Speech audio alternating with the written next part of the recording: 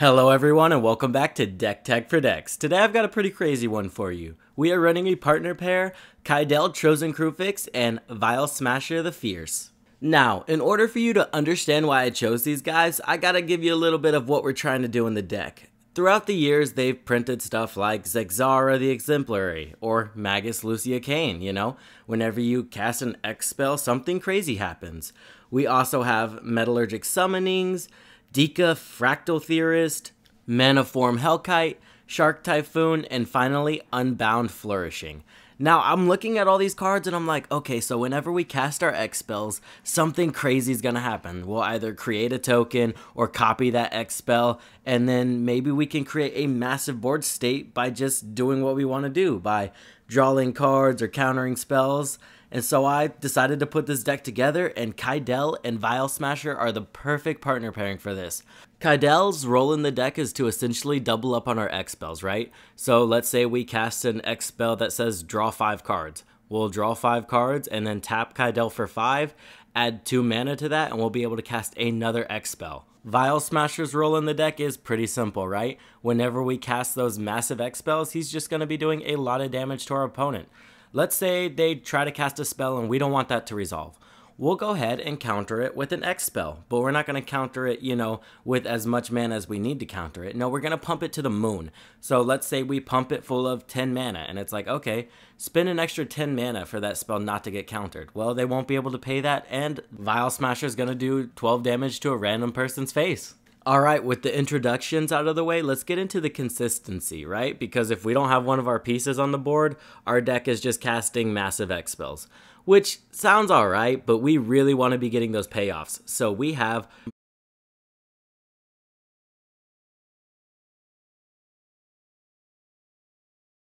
Next, we have Green Sun Zenith, right? Because basically all of those creatures that we need to search up are green, so it's perfect.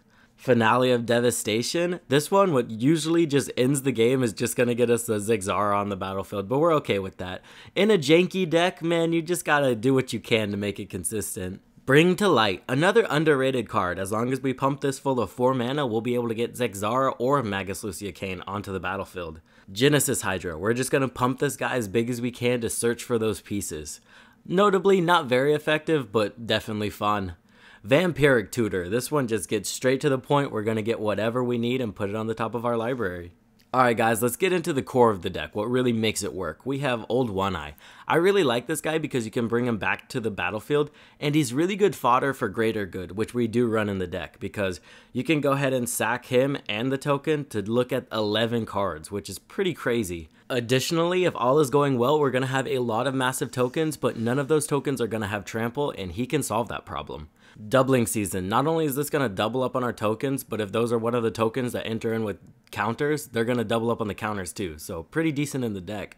Sword of Feast and Famine, Beledros Witherbloom, and Seedborn Muse. I like these because it's going to allow us to cast those counter spells and draw spells on our opponent's turn, which is not only good for Vial Smasher, but it's good for just creating token blockers out of nowhere. Reap the Past. That's just going to make it to where if we lose anything we need to get back, we can go ahead and bring it back. Notably, it is at random, so make sure to pump it full of a healthy amount of mana.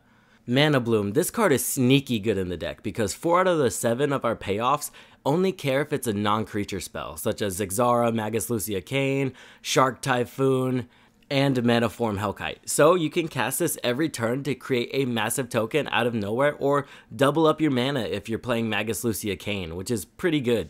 We are then running some player removal with Torment of Hellfire. As long as we cast this for like a shit ton, I don't see our opponents recovering. Additionally, we are also running Exsanguinate, because why not? Swiftfoot Boots makes an appearance, as well as Lightning Greaves, because we need to protect our key pieces. And lastly, we have Helm of the Host, because I want to create multiple tokens of Zaxara or Magus Lucea Kane, right? Because think about it.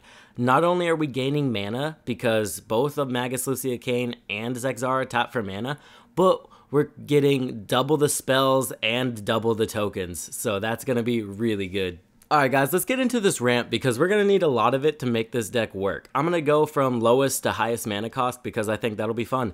We're running Soul Ring, obviously. We then have 3 visits, Farseek, and Nature's Lore. Not only is this mana fixing, but it also ramps you. Next, we have Cultivate and Kodama's Reach. I think these cards are underrated because not only do they ramp you, but they guarantee you your next land drop, which is not always guaranteed, so don't take it for granted. Next up, we have Savella, Heart of the Wilds. Not only can she draw you some cards if you're casting big enough spells, but also she's going to tap for a lot of mana. The Reaver Cleaver also makes an appearance at the 3 mana slot because attach this to your biggest creature and you're going to create a lot of mana. Next up, we have Ancient Copper Dragon. I know that price is insane, but honestly, I want all the treasure tokens I can get. Speaking of treasure tokens, we're running Old Gnawbone. This guy it's pretty insane in the deck, right? Because as long as those giant X creatures are getting through, we'll be able to cast bigger X spells, which is what we want. Lastly, we have Awaken the Woods. I put this in the last slot because there's no cap on this. We can cast this for a shit ton, or we can just cast it for 1, you know, just to guarantee our early game ramp. This card's really versatile, and I like it. Alright, let's move on to card draw. We're kind of going to do it the same way. We have Brainstorm. Now, I know this only draws you a little bit because you got to put shit back on top of your library, but think of our commander, right? If we cast this for 1, we're going to be able to tap our commander for 3 that turn, which is really useful. Also, Sylvan Library gets around this too, right? So we're going to draw those 2 additional cards, and even if we don't pay the 8 life, which we're probably going to pay the 8 life, we can just go ahead and put those 2 cards back on the top of our library, and our commander is going to go ahead and tap for 3 mana that turn, which is pretty crazy, right?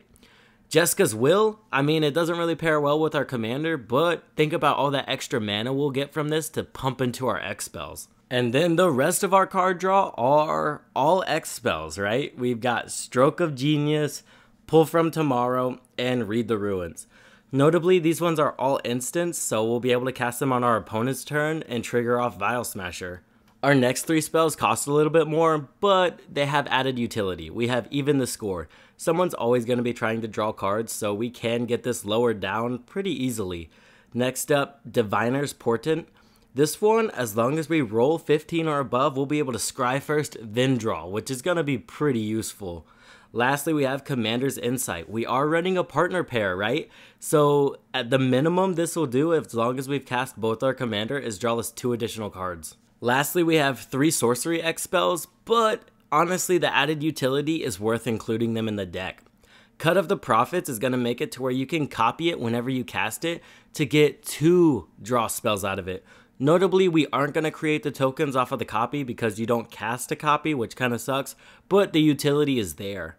Next up, we have Finale of Revelation. As long as we cast this for 10 or more, we'll be able to shuffle our graveyard into our library and then untap 5 of our lands and have no maximum hand size. Now, 10 mana is a steep cost, but we can get there in this deck. Lastly, we have Mindspring, just because it's efficient and it'll get us to where we need to go. Greater Good also makes an appearance in the deck because we're going to be creating massive tokens, so sacrificing those massive tokens for card draw is really good. We're not even going to really care that we have to discard 3 of them. Alright guys, let's get into removal. We are kicking it off with Zeatora the Incinerator. It's a little splashy, right? We're going to sacrifice a massive token, deal a lot of damage with it, and then create treasure tokens because why not? Bane of Progress. Not only will this guy force your opponents to sacrifice all their tokens if they don't want him to be massive, but additionally it's going to get rid of all the mana rocks and all of the useful enchantments. Notably, Smothering Tithe is an enchantment, right? Plus, it's not like they created like 100 new artifact commanders when they released Brother Wars, so this guy just cripples them. Cyclonic Rift is also going to be really good in the deck because they're going to think we're leaving mana open to draw a lot of cards and then out of nowhere we're bouncing their whole board. I know it's kind of messed up, but hey, we're here for that. Condescend, this is just going to go ahead and counter a spell and we're going to pump the shit out of X.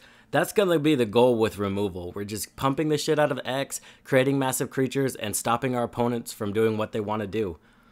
Clash of Wills, Syncopate, Thassa's Intervention. Notably, this one does have some added benefit, right? We can look at the top X cards of our library and put 2 of them into our hand. So not only can this counter a spell, but we can go ahead and draw a card off of it as well.